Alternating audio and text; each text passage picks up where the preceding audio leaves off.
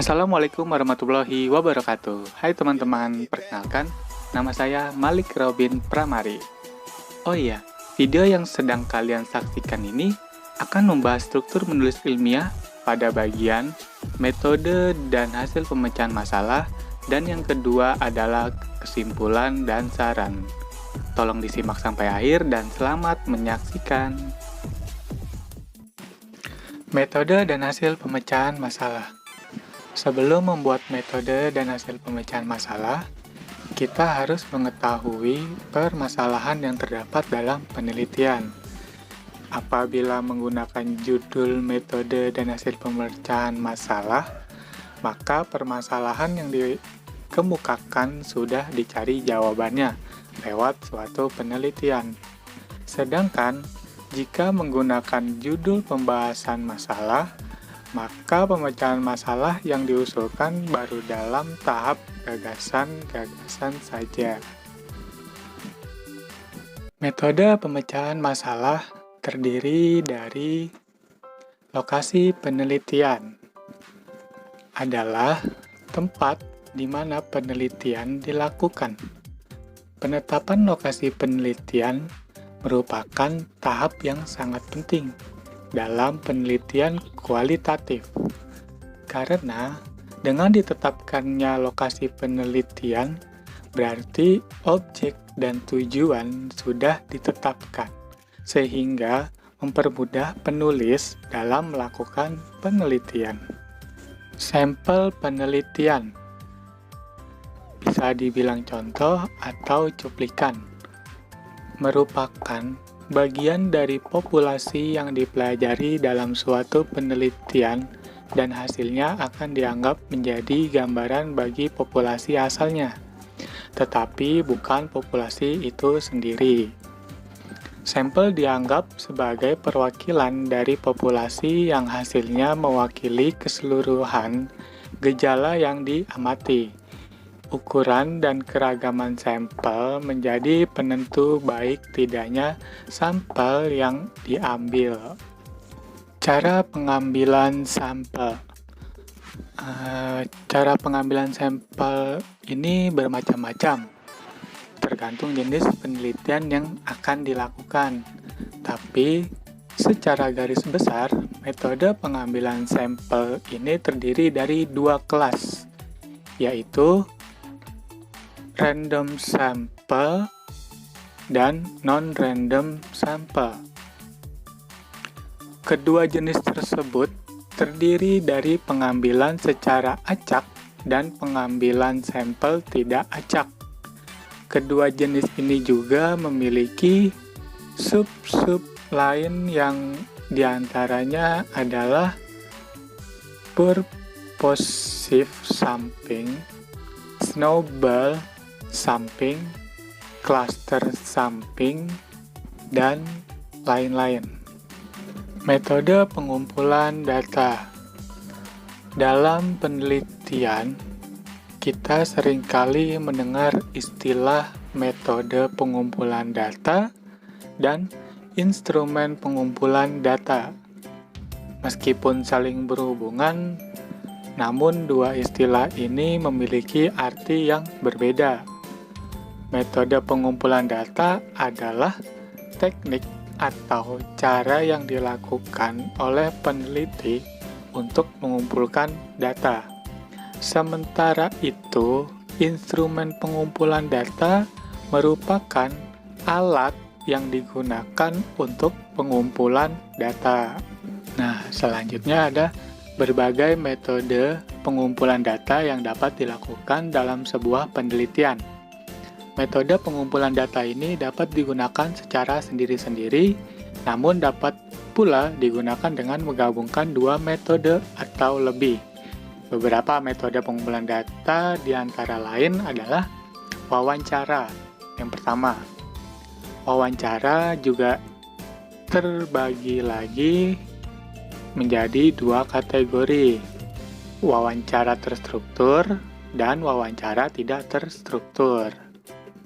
Yang kedua ada observasi. Di observasi juga dibagi dua, ada participan observation. Yang kedua, non-participan observation. Yang ketiga, ada questionnaire. Dan yang keempat, yaitu studi dokumen. Studi dokumen juga dibedakan menjadi dua. Ada dokumen primer dan dokumen sekunder. Nah, selanjutnya ada bahan dan alat yang dipakai. Contohnya itu adalah karya tulis ilmiah yang pertama, yang kedua skripsi, yang ketiga makalah kewirausahaan, yang keempat laporan penelitian, yang kelima proposal penelitian, yang keenam penelitian kualitatif, dan yang ketujuh adalah penelitian kuantitatif. Selanjutnya ada teknik analisis yang dipakai. Sebelumnya, untuk teman-teman yang belum tahu apa itu teknik analisis data adalah suatu metode atau cara untuk memproses suatu data menjadi informasi sehingga data tersebut menjadi mudah dipahami dan bermanfaat untuk digunakan menemukan solusi dari permasalahan penelitian. Nah, teknik analisis data juga dibagi menjadi dua, yaitu ada teknik analisis data kualitatif dan kuantitatif. Masing-masing jenis teknik analisis data tertentu punya kelebihan dan kekurangannya. Sedangkan pada hasil pemecahan masalah diuraikan yang pertama, data penelitian, yang kedua, hasil analisis, dan yang ketiga, pembahasan hasil. Nah, selanjutnya pada hasil pembahasan masalah. Pada hasil pembahasan masalah diuraikan tentang gagasan-gagasan yang diusulkan untuk menyelesaikan permasalahan yang telah dikemukakan. Gagasan tersebut dibuat berdasarkan argumentasi yang bisa dipertanggungjawabkan. Argumentasi yang dapat dipertanggungjawabkan mengacu pada buku-buku pustaka atau jurnal ilmiah yang relevan. Buku atau jurnal juga diterbitkan dalam kurun waktu kurang dari 10 tahun, terhitung pada saat tulisan dibuat. Adapun argumentasi berdasarkan pengalaman seseorang, pengalaman tersebut dapat digunakan sebagai landasan. Namun, disarankan tidak perlu terlalu mendominasi, karena pengalaman seseorang masih bersifat subjektif. Jadi perlu dilampirkan bukti-bukti berdasarkan pengalaman tersebut. Nah, itu dia tadi metode dan hasil pemecahan masalah. Sekarang kita akan membahas yang kedua, yaitu kesimpulan dan saran. Kesimpulan dan saran. Bagian ini merupakan struktur terakhir dalam penulisan struktur menulis ilmiah. Setelah menguraikan isi atau pembahasan, selanjutnya penulis akan membuat kesimpulan dan saran dari pembahasan tersebut. Nah, selanjutnya saya akan membahas kesimpulan terlebih dahulu. Kesimpulan memuat rumusan yang menjawab permasalahan yang telah dikemukakan. Oleh karenanya, kesimpulan tidak perlu terlalu panjang. Kesimpulan sebaiknya hanya terdiri dari 1 atau 2 paragraf saja, atau seperti yang baik dilakukan, butir-butir yang menjadi kesimpulan suatu tulisan disampaikan dengan sistem penomoran. Sebaiknya dihindari kesimpulan yang sudah merupakan pengetahuan umum atau sudah diketahui oleh khalayak. Selanjutnya, saya akan memberikan contoh kesimpulan. Berdasarkan uraian, peneliti menyimpulkan beberapa hal sebagai berikut. Yang pertama, terdapat pengaruh minat belajar siswa dan persepsi atas upaya guru dalam memotivasi belajar siswa secara bersama-sama terhadap prestasi belajar bahasa Indonesia. Dan yang kedua, terdapat pengaruh persepsi atas upaya guru dalam memotivasi belajar siswa terhadap prestasi belajar bahasa Indonesia. Berdasarkan hal tersebut, maka semakin baik persepsi atas upaya guru dalam memotivasi belajar siswa, diikuti oleh semakin baiknya prestasi belajar bahasa Indonesia.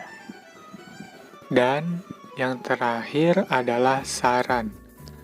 Saran berisikan harapan penulis mengenai tindakan apa yang dapat dilakukan berkaitan dengan kesimpulan yang dikemukakan. Oleh karena itu, saran sebaiknya berisi rumusan tindakan konkret.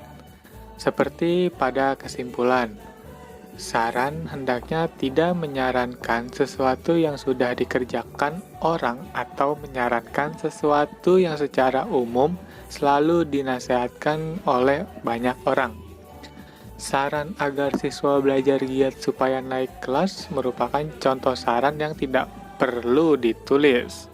Kecuali pada saran perlu dijelaskan kepada siapa atau lembaga apa saran itu disampaikan.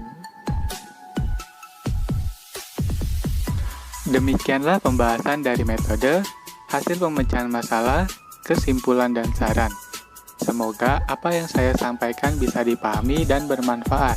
Mohon maaf jika ada kesalahan dalam video dan penyampaian saya.